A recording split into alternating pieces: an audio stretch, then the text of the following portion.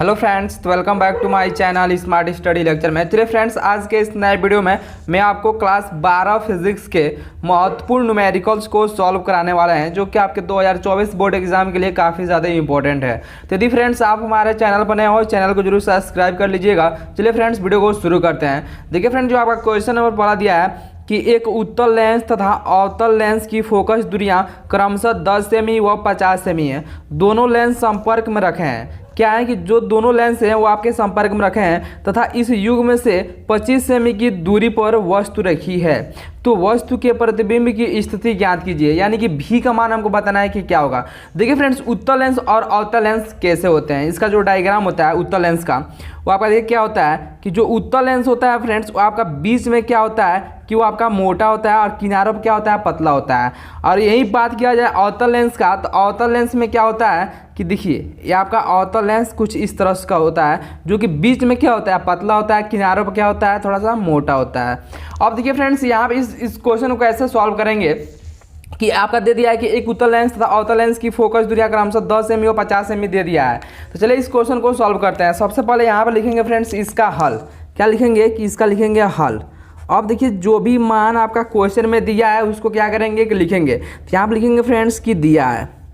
क्या लिखेंगे कि दिया है। देखिए यदि आप बोर्ड एग्जाम में इस तरह से लिखेंगे, इस तरह से सॉल्व करेंगे, तो आपके एक भी नंबर नहीं कटेगा। ठीक है, तो यहाँ पर देखिए एक उत्तल लेंस तथा अवतल लेंस की फोकस दूरियाँ, यानी कि दो फोकस दूरी दिया है, तो हम मानेंगे यहाँ पे F1 जो का मान जो दिया है, F1 का जो मान वो आपका कितना दिया है 10 सेमी, और जो आपका F2 का जो मान दिया है, F2 का मान वो आपको कितना दिया है 50 सेमी। चूंकि आपका देखिए यहाँ पे बोल रहा है कि उत्तल लेंस और अवतल लेंस, तो उत्तल लेंस की फोकस दूरियाँ क्या होती हैं, प्लस में होती हैं, और जो आपका अवतल लेंस की फोकस दूरियाँ होता है आपका माइनस में होता है। तो यहाँ से हम क्या लेंगे, माइनस का 50 सेमी। इतना तक समझ में आ गया। अब देखिए क्वेश्चन में आपका क्या बोल रहा है कि यहाँ पर देखिए दोनों लेंस संपर्क में रखे हैं, इस युग में से 25 सेमी की दूरी पर वस्तु रखी है। यानी कि जो आपका यू का मान दिया है, यू का मान वो आपका कितना दिया है, माइनस का 25 सेमी दे दिया है। ठीक है, उसके बाद से देखिए बोल रहा है कि तो वस्तु के प्रतिबिंब की स्थिति, यानी कि भी का मान हमको बताना है कि क्या होगा। तो देखिए फ्रेंड्स, यदि दो लेंस संपर्क में रखे रहते हैं, तो उसके लिए जो संयुक्त लेंस की फोकस दूरी का जो सूत्र होता है वो आपका देखिए क्या होता है। यहाँ पर लिखेंगे फ्रेंड्स कि संयुक्त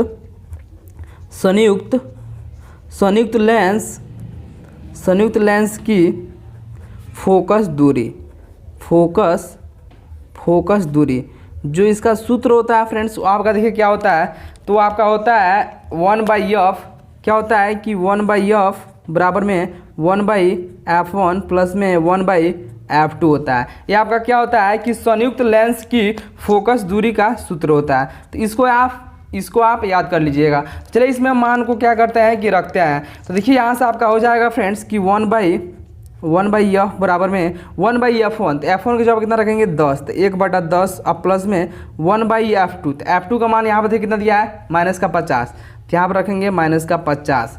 अब देखिए फ्रेंड्स, यहाँ से आपका जब यहाँ से हो जाएगा 1/10 और प्लस माइनस क्या हो जाएगा, माइनस का 1/50। और देखिए 50 10 का एलसीएम कितना हो जाएगा 50।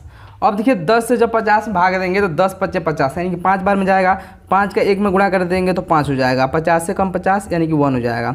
तो यहाँ से आपका मान आ जाएगा 4/50।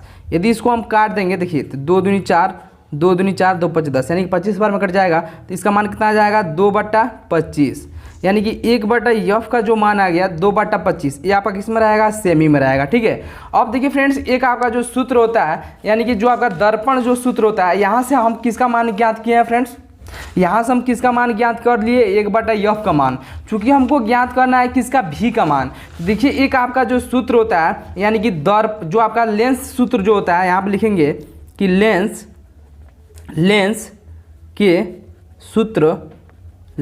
के सूत्र से, तो जो आपका लेंस का जो सूत्र होता है वो आपका क्या होता है, 1/f बराबर में 1/v माइनस का 1/u। अब देखिए यहाँ से हम फाइंड किए हैं 1/f बराबर 2/25 सेमी। तो यहाँ पर देखिए 1/f के जवाब हम कितना लिख सकते हैं, 2/25, और हमको भी का मान ज्ञात करना है, तो 1/v अब माइनस में 1/u, तो u का मान देखिए क्वेश्चन में आपका दिया है, यहाँ पे देखिए आपने कितना दिया है, यहाँ पे माइनस का 25 सेमी, तो यहाँ पर रख देंगे माइनस का 25। अब देखिए यहाँ से आपका हो जाएगा 1/v माइनस माइनस क्या हो जाएगा प्लस 1/25। इधर आपका दिया है 2/25 और हमको ज्ञात करना है 1/v का मान। यहाँ से आपका हो जाएगा 1/v बराबर में इसको जब पक्षांतर करेंगे तो यहाँ से हो जाएगा 2/25 माइनस का 1/25। इसका एलसीएम क्या हो जाएगा तो देखिए 25, यहाँ पर देखिए एलसीएम हो जाएगा 25, तो ऊपर कितना हो जाएगा 2 - 1 यानी कि आपका आ जाएगा 1/25। यानी कि 1/v का मान कितना आ गया 1/25 और तीरिया गुणा कर देंगे तो v बराबर कितना आ जाएगा 25 सेमी। कितना आ जाएगा 25 सेमी। तो यही आपका क्या हो जाएगा फ्रेंड्स, तो यही आपका हो जाएगा आंसर, यही आपका हो जाएगा आंसर। तो आशा करते हैं फ्रेंड जो आपका क्वेश्चन नंबर जो आपका पहला दिया है ये आपको अच्छे से समझ में आ गया होगा। अब चलिए देखते हैं क्वेश्चन नंबर दूसरा। देखिए फ्रेंड जो आपका क्वेश्चन नंबर दूसरा दिया है कि √3 अपवर्तनांक, क्या बोला है कि √3 अपवर्तनांक से बने समबाहु, क्या बोला है समबाहु प्रिज्म के लिए अल्पतम विचलन कोण यानी कि डेल्टा यम का मान ज्ञात कीजिए और इस विचलन के लिए आपतन कोण क्या होता है आई होता है। तो हमको आई बताना है कि इसका मान क्या होगा। तो देखिए इस क्वेश्चन को कैसे सॉल्व करेंगे, सबसे पहले हम समझेंगे कि समबाहु प्रिज्म यानी कि यहाँ पर बात कर रहा है तो हम समझेंगे समबाहु त्रिभुज आप पढ़े होंगे, समद्विबाहु त्रिभुज भी आप पढ़े होंगे। देखिए समबाहु त्रिभुज का मतलब होता है कि जिसकी तीनों भुजा, ठीक है, जिसकी तीनों भुजा आपस में क्या हो बराबर हो उसे हम समबाहु त्रिभुज कहते हैं। और इसमें आपका प्रत्येक कोण का मान जो होता है आपका 60 डिग्री होता है, ठीक है, क्योंकि हम जानते हैं कि त्रिभुज के तीनों अंत कोणों का योग जो होता है आपका 180 होता है। तो 60 अंश ए बी, 60 अंश ए बी, 60 अंश ए बी होगा। यानी कि प्रिज्म कोण का बात किया जाए, यदि प्रिज्म कोण ए का मान ज्ञात किया जाए यानी कि 60 डिग्री हो जाएगा, यहाँ से आपका 60 डिग्री हो जाएगा। अब इस क्वेश्चन को आसान से हम क्या कर सकते हैं कि सॉल्व कर सकते हैं। तो देखिए यहाँ पर हम सबसे पहले इसका लिखेंगे हल, क्या लिखेंगे हल। उसके बाद से देखिए आपका क्वेश्चन में क्या बोल रहा है कि √3 अपवर्तनांक। देखिए आप क्वेश्चन को एक बार अच्छे से पढ़ लेंगे तो आपको वैल्यू मालूम चल जाएगा कि किसका मान आपका दिया है। यहाँ पर देखिए अपवर्तनांक का बात कर रहा है तो अपवर्तनांक क्या होता है, यहाँ पर देखिए अपवर्तनांक को हम n से प्रदर्शित करते हैं। किससे प्रदर्शित करते हैं n। तो अपवर्तनांक n का मान कितना दे दिया √3 से बने समबाहु प्रिज्म के लिए अल्पतम विचलन कोण यानी कि हमको डेल्टा यम का मान बताना है कि क्या होगा। अब देखिए यहाँ से यदि हम प्रिज्म कोण की बात करें तो ए का मान कितना हो जाएगा 60 डिग्री हो जाएगा। अब देखिए एक आपका सूत्र होता है फ्रेंड्स, वो चलिए सूत्र को लिख लेते हैं। तो देखिए फ्रेंड्स जो आपका अपवर्तनांक n का जो सूत्र होता है n बराबर वो आपका क्या होता है कि साइन ए प्लस में डेल्टा यम डिवाइडेड बाई 2 और पूरे के बट्टे में आपका होता है साइन a/2। ये आपका क्या होता है फ्रेंड्स, ये आपका अपवर्तनांक n का जो सूत्र होता है sine a plus delta m/2 upon में साइन a/2। तो इसको आप अच्छे से इसको याद कर लीजिएगा। अब चलिए देखते हैं कि यहाँ पे इसको जब मान को जब रखेंगे तो यहाँ से देखिए क्या हो जाएगा।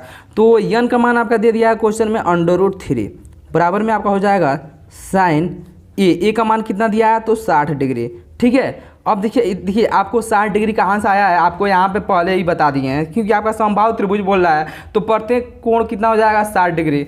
अब देखिए यहाँ से 60 डिग्री अब प्लस में डेल्टा यम डिवाइडेड बाई 2 और पूरे के बट्टे में क्या हो जाएगा साइन a/2। तो a का मान कितना हो जाएगा 60 डिग्री डिवाइडेड बाई 2। अब देखिए यहाँ से आपका हो जाएगा √3 बराबर में साइन 60 डिग्री अब प्लस में डेल्टा यम बटे 2 और पूरे के बटे में देखिए यहाँ से इसको जब डिवाइड करेंगे तो आपका हो जाएगा साइन 30 डिग्री। अब देखिए साइन 30 अंश का इसमें गुणा कर देंगे, ठीक है। तो यहाँ से आपका हो जाएगा √3 गुणे साइन 30 अंश, यहाँ से आपका हो जाएगा साइन 30 अंश बराबर में साइन 60 डिग्री अब प्लस में डेल्टा यम बटा में 2। इतना तक समझ में आ गया। आशा करते हैं कि इतना तक आपको समझ में आ गया होगा। अब देखिए यहाँ से आपका हो जाएगा √3 गुणे साइन 30 अंश का मान होता है 1/2 बराबर में आपका हो जाएगा साइन 60 डिग्री अब प्लस में डेल्टा यम डिवाइडेड बाई में 2 हो जाएगा। इतना तक समझ में आ गया। अब चलिए देखते हैं फ्रेंड्स कि इसके आगे। तो यहाँ से देखिए इसके आगे क्या हो जाएगा, यहाँ से आपका हो जाएगा √3/2 बराबर में यहाँ से आपका हो जाएगा साइन 60 डिग्री प्लस में डेल्टा यम डिवाइडेड बाई 2। अब देखिए इसके आगे कैसे सॉल्व करेंगे।